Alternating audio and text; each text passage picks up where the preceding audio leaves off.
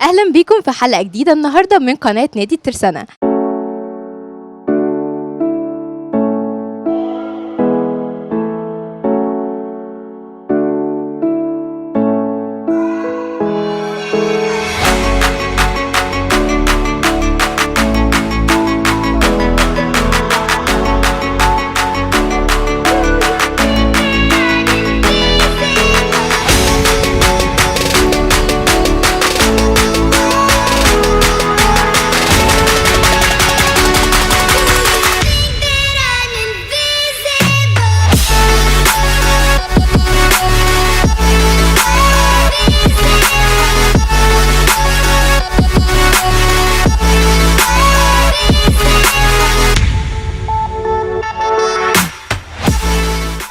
النهارده بطلتنا مختلفة من أبطال الشواكيش، قدرت بإصرارها وعزيمتها إن هي تكسر رقم مصر وتكون بطلة شاطرة جدا. النهارده معانا منى وعايزين نعرف حكايتها. ازيك يا منى؟ كويسة يا عمدي، ازي حضرتك؟ اسمي منى علي حسين، بلعب في نادي الترسانة. عندي 17 سنة. داخلة 3 ثانوي ان شاء الله. بس طيب بما إنك بقى كسرتي رقم مصر وفي كلام كبير قوي عليكي، أنا عايزة أعرف إيه هي الحكاية دي وقولي لنا عن كواليسها وقدرتي تحققي ده إزاي؟ انا بدأت العاب قوة من سنة 2020. طبعا مستواي ما كانش كويس جدا اول بطولة نزلتها. يعني مستواي مش زي دلوقتي. طبعا اشتغلت على نفسي كويس جدا الفترة اللي فاتت. اول بطولة نزلتها بعد شهرين من العمر التدريبي بتاعي تحت 16 سنة، عملت تاني جمهورية، والحمد لله دلوقتي معايا 7 ميداليات جمهورية متنوعة من الاول لحد الثالث، الحمد لله بفضل ربنا طبعا، وتعب الكابتن معايا، هو تعب معايا كتير جدا. ايه كانت اصعب حاجة واجهتك علشان تحققي الرقم ده؟ قولي لنا حققتي رقم كام، ويوم بقى البطولة ذات نفسها كان عامل ازاي؟ هو طبعا الماتش انا استعدت له كويس جدا. يعني الرقم مصر كان مكسور في شهر 2 اللي فات. طبعا اكيد يعني قلت يئست ان هو الرقم اتكسر، مش عارفه ايه، انا كان حلمي ان هو يبقى باسمي، وقلت خلاص. فتره الماتش ديت انا كنت يائسه فيها شويه، وقلت لا، انا لازم ارجع تاني وافوق لنفسي وهشتغل على نفسي. ليه ما ابقاش صاحبه رقم مصر؟ مفيش حاجه بعيده عن ربنا، وطول ما انا بجتهد وبتعب اكيد ربنا هيكرمني وكده. ده اللي اشتغلت عليه، والكابتن عمل لي برنامج كويس جدا. اتمرنت على رقم قوي بحيث ان انا لما انزل الماتش اكسره واعمل رقم قوي جدا. كان هدفنا ال 24، الحمد لله ربنا كرمني ب 24 41، رقم برضو كويس.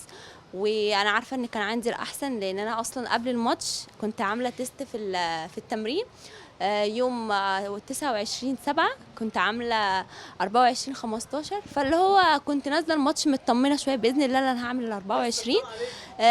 كان واجبي في الماتش اللي انا ادوس على نفسي شويه، وادوس ان انا اخد اول، ويبقى عندي طموح اعلى ان انا العب بطوله دوليه. دوت اللي اشتغلت عليه، ان انا اصلا كان عيني على البطوله العربيه، ان انا عايزه ابقى احسن واحده في مصر. المدرب بتاعي وقف في ظهري، عمل لي برنامج كويس. بس في فتره من الفترات كنت تعبانه فيها، بس طبعا لازم اجي التمرين. بس هو ده اشتغلنا على نفسنا هو ده بقى اللي انا كنت عايزة اسأله لك، انت ازاي قدرتي تتغلبي على الصعوبات اللي واجهتك دي؟ بص، هو كل واحد في حياته بيزهق من حاجه. بس هو في فتره اكيد من الفترات بزهق من التمرين، مبقاش عايزه انزل التمرين. بس اكيد مش هينفع استسلم، لاني خلاص انت بطله واسمك معروف، ما ينفعش تستسلمي. باجي التمرين حتى لو مش هتمرن، هتفرج على زمايلي، والتمرين اللي بعديها هتمرن. طبعا في شهر 5 انا كنت تعبانه جدا وكنت بعلق محاليل. الفترة دي شهر 5 ده انا قلت انا ممكن ما اكملش رياضة تاني، بس رجعت وكملت واتعمل لي برنامج كويس ومشيت عليه. الفترة دي انا اصلا كنت تعبانة، كان عندي جرثومة في المعدة، كان علاجها شديد عليا، والام كتيرة في بطني، ما كنتش بقدر. انا كنت باجي التمرين، كنت باجي للكابتن اقول له مش هكمل. الفترة دي اكيد يئست طبعا، حسيت نفسي ان انا مستواي قل جدا. بس ربنا قادر على كل شيء، والحمد لله رجعت احسن من الاول وعملت رقم كويس جدا. طيب بعد كده بقى، دلوقتي احنا كسرنا رقم مصر وهنتأهل على المستوى العربي. احكي لي بقى عن البطولة العربية اللي انت رايحاها الفترة الجاية وقولي لي هي امتى. طبعا انا دلوقتي بستعد ليها، هي ان شاء الله يوم 8/9. بستعد ليها كويس. وان شاء الله اعمل رقم قوي اكتر من ال 24 41. هو ده اللي انا يعني انا باصه ان انا اعمل رقم احسن، وان شاء الله باذن الله هعمله، وهقرص على نفسي في الماتش، وباذن الله خير. طيب هتكون موجودة فين؟ في سلطنه عمان ان شاء الله. ايه الاستعدادات بقى المختلفة؟ يعني انت تقولي دلوقتي انا بستعد علشان ما بقاش بطلة مصر بس، لا ده أبقى بطلة الوطن العربي. ايه بقى الاستعدادات المختلفة اللي انت بتعمليها عشان تقدري توصلي المكان ده؟ عادي، هو انا بهتم دلوقتي يعني. انا كنت بتمرن قبل الماتش 4 ايام او 5 ايام، دلوقتي انا بتمرن كل يوم، بحيث ان انا لو ضغطت نفسي شويه في التمرين وكده واتمرنت اكتر عشان البطوله العربيه قربت، باذن الله اعمل رقم كويس.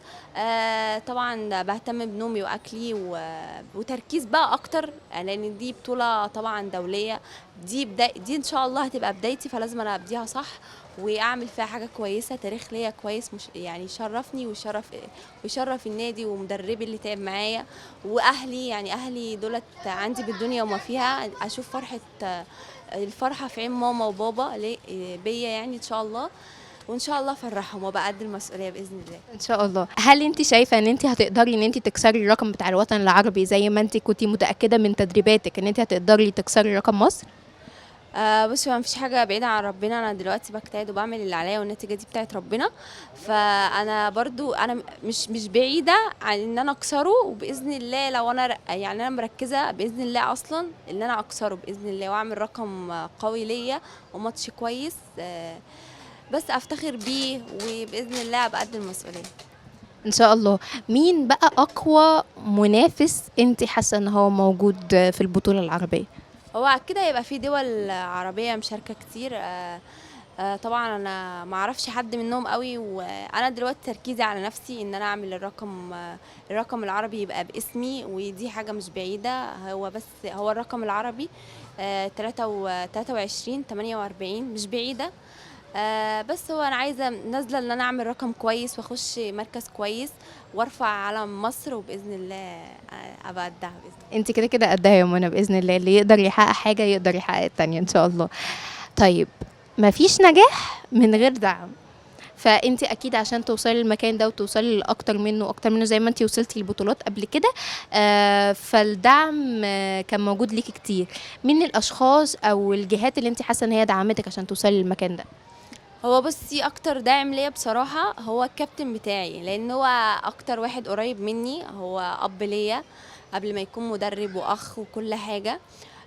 دايما متابعني، ما بيسيبنيش لحظة، حتى يعني لما سافرنا الماتش هو كان معايا وكان بيهتم جدا باكلي نامي مش عارفه ايه، هو كان معايا في كل حاجة. فهو اكبر داعم ليا. اهلي دولت بصي والله بالدنيا وما فيها عندي، وبجد اتمنى ان انا افرحهم واسعدهم. والنادي طبعا واقف في ظهري واقفه يعني كويسه جدا. وباذن الله ارفع اسم النادي بتاعي وابقى قد المسؤوليه باذن الله. مين القدوة بتاع منى او النموذج بتاعها، سواء على المستوى الرياضي او على المستوى الشخصي؟ بصي، وانا دايما بركز على نفسي ان انا اطور من نفسي ابقى احسن واحده في مصر، وبفضل اقول لي لا انت مش ناقصك حاجه. وهو ده اللي انا بسعى له، ان انا ابقى نموذج كويس لاي حد طالع في اللعبه او اي حد يشوف كمونة يتمنى ان هو يبقى زيها. بطور من نفسي ان هو يعني اهتم بنفسي، اشوف ايه الحاجات اللي هتساعدني ان انا تخليني بطله دوليه يعني وبعمل. مفيش حد محدد، انت بتحاولي انت مثلا تشوفي كل الناس، تحاولي بقى تطوري من منى عشان هي تكون قدوة لناس تانية، صح كده؟ ان شاء الله انت هتقدري تعملي ده.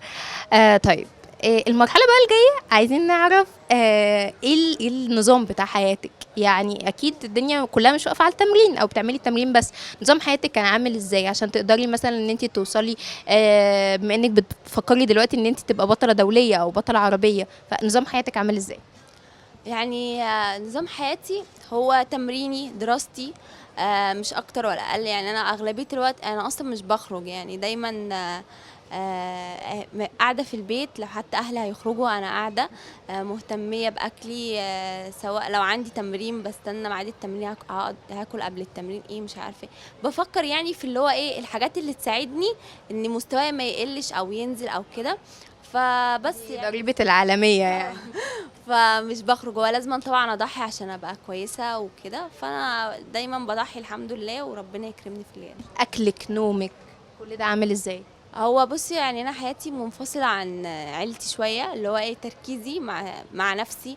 اكلي ممكن انا احضر لنفسي الاكل لو ماما مثلا تعبانه او مش او هي مش موجوده.